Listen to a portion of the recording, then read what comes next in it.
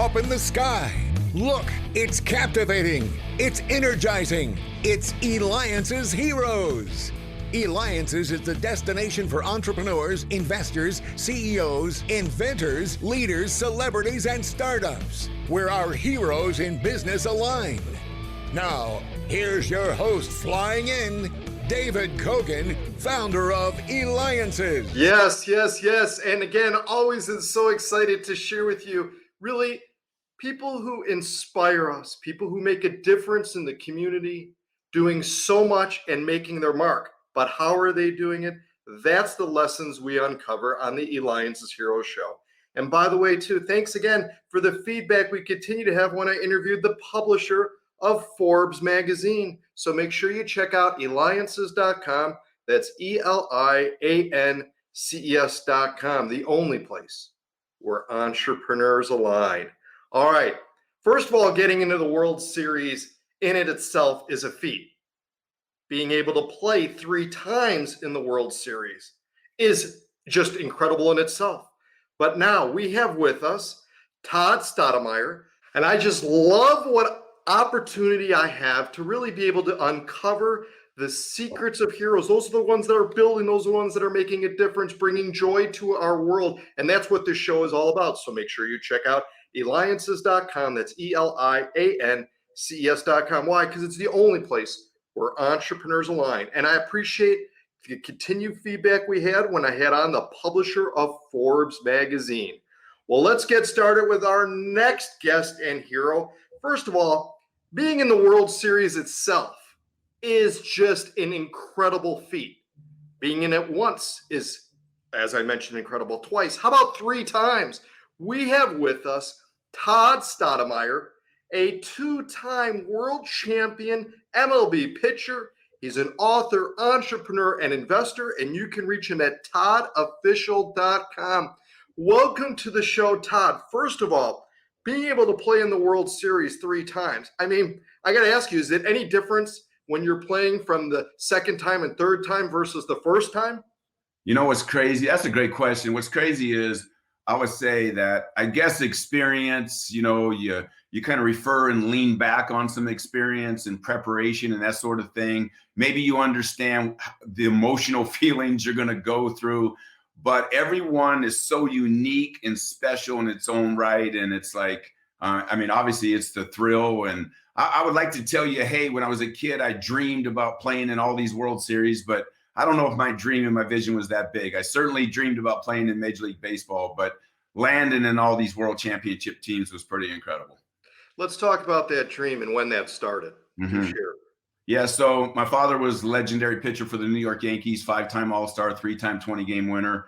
Mid-60s, mid-70s, as a young boy, we'd go to the stadium, my brothers and I, every day for home games when the Yankees were playing at home. And to have Yankee Stadium, that majestic place as a playground, Monument Park was our monkey bars. And being around in that environment, I kind of, when I look back and reflect on it, it was almost like going to the School of Champions, to stand in the outfield grass next to Mickey Mantle during batting practice, to hang out with Thurman Munson, Bobby Mercer. I mean, I can go on and on, so many Hall of Famers. So it was an incredible environment to grow up in, and it certainly inspired my dream to follow in my father's footsteps.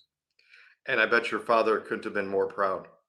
It's pretty cool. I remember he said one time, it's pretty cool when your sons want to follow what you do, So he obviously, he left an incredible legacy. We lost him 2 years ago in January. He was my hero, best friend, meant a lot to me, was my mentor in life. And we miss him, but we're going to continue the legacy by sharing the stories of the way he lived his life. So it's in your blood to have played baseball and that. Did he help also coach you in that, or does it give you an edge up to be able to, since it's in your blood?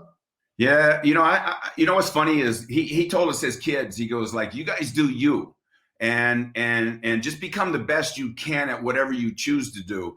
And he, one of the things, he never pushed baseball on us. It was just around us all the time, and we loved the game. And he really became a mentor to my pitching, my career from afar, because he was also a coach in Major League Baseball, and usually in the opposite league that I played in. But he was the guy when I was struggling and I was and struggling or, having some major setbacks and was in a dark place, I'd reach out to my father, and he always had a way to build belief back into me, kind of, get me going again, usually give me 1 or 2 or 3 different things to work on and kind of get me back on the right track. I want to hear, and our audience wants to hear about those secrets he shared with you to keep you going, because I mean, I was far away from playing baseball and that, but I got to imagine just you're only as good as the last whatever you did in the game. Right. What's funny is people say that all the time. It's like, you're only as good as your last one. No, you're only as good as what you do today. They don't even care what you did on the last one. But I'll share a quick story with you. In 92, I was struggling. I had about 4 or 5 bad starts in a row. That means I've had a bad month. And when you have a bad month in Major League Baseball, when people are counting on you to win, it's not too pleasant. I reached out to my father and I said, Dad, I'm struggling. And he says, man, I can see that.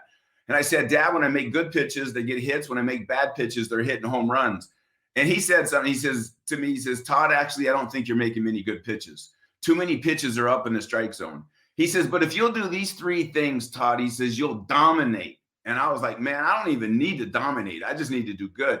And he was building belief in me. He says, no, listen, you'll dominate. Here's the 3 things that you need to work on. Stay back in your delivery, finish your delivery strong, think down in the strike zone. By the way, for a major league pitcher, that is so simple to do. He gave me something to focus on that was simple. It was kind of like going back to the basics. He then says, in the bill of your cap, in big bold letters, write KISS. He says, you know what that stands for? I said, well, KISS. He says, no, keep it simple, stupid. He says, you know what keep it simple, stupid stands for? And I was like, what, Dad? He goes, stay back, finish strong, think down. My next start, I went out and threw a one-hitter. The first hit I give up in the ball game, and the only hit I give up in the ball game against the Chicago White Sox was in the 8th inning. I threw the best game of my career because my father was able to get me to focus on the simplicity of the game, not the complexity. My message to many business owners and entrepreneurs today is, what 3 to 5 things do you need to do daily? Master those so everything else takes care of itself. And you played 15 seasons as a member of the Toronto Blue Jays, where you won 2 World Series. You also played for Oakland Athletics, St. Louis Cardinals, Texas Rangers, and even Arizona Diamondbacks. And now you mentioned too a little bit about business, in fact, and now you've made a shift into business. So the magic is really, Todd, what's more challenging? Is it baseball? Is it business? And how do those 2 relate? Well, I think they relate a lot, but I'll tell you which one's more challenging. It depends what day it is, right? And, the biggest difference that I've noticed between sports and business is sports will give you an immediate reaction to how you performed. In business, there's kind of a tail. It might take a while to find out if you're really doing good or bad, but you get that immediate response from the fans, from the media, whether you're on the right track or not. But I would tell you that, I got to a moment in my life and I just looked back and reflected, and I studied my baseball career. I studied the habits, the rituals, the routines. I studied some of the people that mentored me in baseball. And then I began, and what I noticed is very similar to business. In business, most times you build teams. Not one person does it all. And everything eventually rises and falls at the end of the day on leadership. So who's inspiring people to be the best? And that was our manager, our general manager, the owner of the club, putting us in the right places. So when I think of business, you got to take talent, because, you got to really focus on the people, because people build your business. Some people ask me all the time, what's the difference between a winning team in baseball and a losing team? I say it's the people. It always comes down to the people. Well, in business, what's the difference between winning in business and losing in business? Most times it's not the business plan. Most times it's the people deploying and running the business plan. So very similar. And we're going to learn more about what you're doing next, because you're listening and watching me, David Kogan, host of the Eliances Hero Show. So make sure you go to Eliances.com. That's Eliances.com. Why? Because again, it is the only place where entrepreneurs align, because we've got Todd Stottlemyre, 2-time world championship two-time World Series champion, MLB pitcher, author, entrepreneur, and investor. And make sure you go to toddofficial.com, which we'll also have on our website, toddofficial.com. So Todd, let's get into now what you're doing, because you've made a complete shift. You're doing a variety of things within business, right? You're also got a private equity fund and stuff. Tell us the projects you've got happening now. Yeah, so we have a true private equity fund that's not listed. It's my partner and I, we've been partners for over 20 years now. And that'll just, it kind of tells you something about partnerships, and the trust we have in one another. And we began owning and operating and overseeing companies, employing some people. We have about 12 different portfolio companies today. We're in everything from the restaurant business to genetic labs to media companies and to YouTube companies. So it's a very diverse portfolio of companies. I think our expertise is that, leading people, developing people, putting people, making sure that we bring the experts to the role where we need experts. We try to stay out of their way the best we can. We help capitalize companies and that sort of thing. So it's a huge challenge, but something different every single day. And I'm having the time of my life. I'm also the author. I started writing books. I wrote a book 5 years ago. And then I've had this itch to really write my latest book, The Observer, that came out December 29th.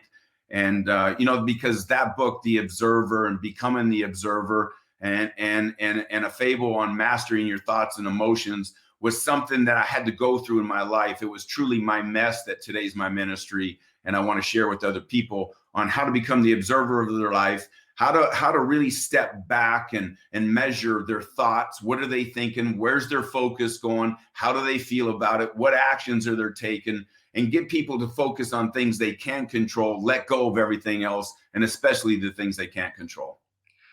Excellent words of advice. And I want to do some snooping now. So we're in your office, I believe, right now. I want to do some snooping. What's something that you treasure within your office, something that's unique? Because I see a variety of different really cool things in the background. Well, I got to say, I have to start with the World Series trophies. There's 2 of them up there from 92, 93. And I got to tell you, I always look back on those and I look at those and I always tell people they're not to impress. They're to remind, they're to reflect that what did it take to win those world championships? It took 25 guys pulling the same rope, the same vision. It took coaches all around us to keep us intact. It took, trainers, doctors, healthcare people. It took a general manager, it took a president, took an owner, took every employee of that ball club, everyone kind of coming together to try to create something special. So when I look back on those and I look at those trophies, which are probably the most special thing to me as far as, something from my past because of what they mean and what they represent. So. And you've got a couple children, right? I have 5. 5. Oh my gosh. 5 children. All right. 5 children. So we're going to have this as really a wrap up question here, but 5 children and I'm sure they look to you and they see the trophies and they see everything and they ask about, what are these for and that. What kind of lessons, really kind of sacred lessons, are you sharing with them really that you've learned that's been passed down from generation after generation where you've gotten successful? And I'm sure you want the best for your children. Well, first thing is to dream and to buy into your dream, to own your dreams, not let other people, don't let the opinions, don't let negative feelings and this and that destroy you. My parents were always like, if we came up with an idea, they were always like, man, go for it. And even though sometimes they might have known better to keep us from some traps, but they also were wise enough that if we had something in our mind, we had to go learn it for ourselves. I would tell you that I try to push my children to dream big, to go for it, to realize that the only thing that's impossible is something that's not possible that hasn't been done yet. But that doesn't mean that it has to stay impossible. So, they have the freedom to dream. They have the freedom to be their own people, express themselves. And at the end of the day, in my home, they don't really look back on the things I've done. I'm dad to them, and I love it that way. And sometimes like my father was to my brothers and I, sometimes I'm their friend. Sometimes I'm their mentor, sometimes I'm their coach, and then sometimes I just have to be dad. So we have what I call controlled chaos in my house. It's a lot of fun, and we're all great friends, not just family. Well, incredible. And also, too, a special shout out to Eliances member Tim Claiborne, founder of Better Phoenix, for nominating you, Todd Stottlemyre, to be on the Eliances Hero Show. Todd, you're a champion and a champion of others as well, helping them grow personally and professionally. That's a hero, Todd Stottlemyre, two-time World Series champion. Make sure that you go to toddofficial.com. This has been David Kogan with the Eliances Hero Show. Continue to stay tuned when we have on the chairman of NBC,